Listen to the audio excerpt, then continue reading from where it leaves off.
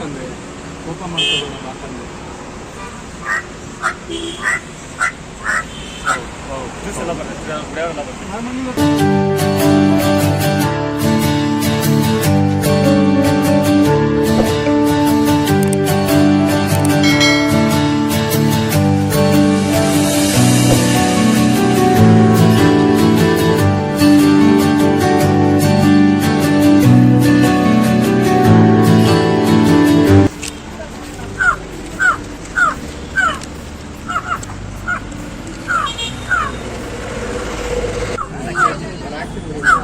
Sir ನಿಮ್ಮ ಹೆಸರು?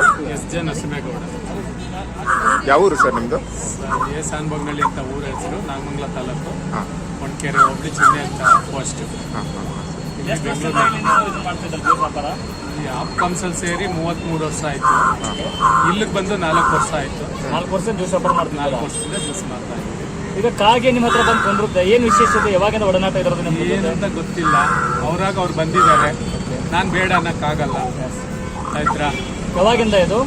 1 ವರ್ಷದಿಂದ ಈ ಥರ ಬರ್ತಾರೆ ಹೋಗ್ತಾರೆ, ಊಟ ಇಟ್ಟರೆ ಊಟ ತಿಂತಾರೆ, ಹೋಗ್ತಾರೆ, ಮತ್ತೆ ಬರ್ತಾರೆ. ಇದೊಂದೇ ಬರ್ತದ ಇದ್ರ ಜೊತೆ ಮತ್ತೆ ಬೇರೆ? ಇಲ್ಲಿವರೆಗೂ ಇವ್ರೊಬ್ಬರೇ ಬರೋದು. ಹಾಂ ಇನ್ನಿದ್ದರೆಲ್ಲ ಅಲ್ಲಿ ಬಂದು ತಿನ್ಕೊಂಡು ಹಂಗೆ ಹೋಯ್ತಾರೆ, ಅವ್ರು ಇಲ್ಲಿವರೆಗೂ ಬರೋದಿಲ್ಲ. ನೀವು ಊಟ ಹಾಕ್ತೀರಿ ಇದಕ್ಕೆ? ಹಾಂ, ಊಟ ಬಂದಿದ್ದೇನೋ ನಾವು ತಂದಿದ್ದು, ಭಗವಂತ ಕೊಟ್ಟಿದ್ದು, ತೋಚಿದ್ದು ಅವ್ರಿಗೆ ಹಾಕ್ತೀನಿ ಅಷ್ಟೇ. ಇವಾಗ ಮನೆಯಲ್ಲಿ ಪ್ರಾಣಿ ಪಕ್ಷಿಗಳನ್ನ ಸಾಕಿರ್ತಾರೆ, ಅವ್ರಿಗೆ ಪ್ರೀತಿಯಿಂದ ಹೆಸರು ಕರೀತಾರೆ. ಅದೇ ತರನಾಗಿ ನಿಮ್ ಜೊತೆ ಈ ಒಡನಾಟ ಬೆಳೆಸಿದೆ, ಇದಕ್ಕೇನಾದ್ರು ಹೆಸರು ಇಟ್ಟಿದ್ದೀರಾ? ನಾನೇನು ಹೆಸರಿಡೋ ಶಕ್ತಿ ಇಲ್ಲ ನನಗೆ, ಭಗವಂತ ಅಂತ ಕರಿತೀನಿ ಅಷ್ಟೇ. ಯಾಕಂದ್ರೆ ಕಾಗೆ ಅಂದ್ರೆ ಬೇರೆ ಯಾರು ಆಗಿದ್ರೆ ಹೆಸರಿಡ್ಬೋದಾಗಿತ್ತು, ಆ ಭಗವಂತನಿಗೆ ನಾನು ಹೆಸರಿಡೋ ಶಕ್ತಿ ನನಗಿಲ್ಲ.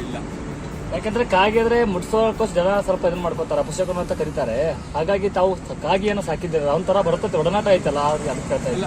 ಅವರೇ ಬಂದು ನನ್ನನ್ನು ಮುಟ್ತೀನಿ ಅಂದಾಗ ನಾನ್ ಬೇಡ ಅಂದ್ರೆ ನನಗ್ ಕೇಡ್ಗಾಲ ತಾನೇ ಬರೋದು. ನನಗ್ ಕೇಳಿದ್ಯೋ ಅವ್ರು ಒಳ್ಳೇದಕ್ಕೆ ಬಂದಿದಾರೋ ನನಗ್ ಗೊತ್ತಿಲ್ಲ. ಯಾವ ತೊಂದರೆ ಅಂತೂ ಆಗಿಲ್ಲ, ಇದು ಸತ್ಯ. ಅವ್ರು ಬಂದಿದ್ದರಿಂದ ಯಾವ ತೊಂದರೆ ಅಂತೂ ಆಗಿಲ್ಲ. ಪ್ರತಿನಿತ್ಯ ಕೂಡ ಬರುತ್ತೆ, ಬರ್ತದೆ. ಒಂದ್ ದಿವಸ ಯಾವತ್ತೋ ಒಂದ್ ದಿವಸ ತೆಪ್ಪಿದ್ರೆ ಎಲ್ಲ ದಿವಸನೂ ಬಂದು ಹೋಗ್ತಾರೆ. Thank you sir, thank you.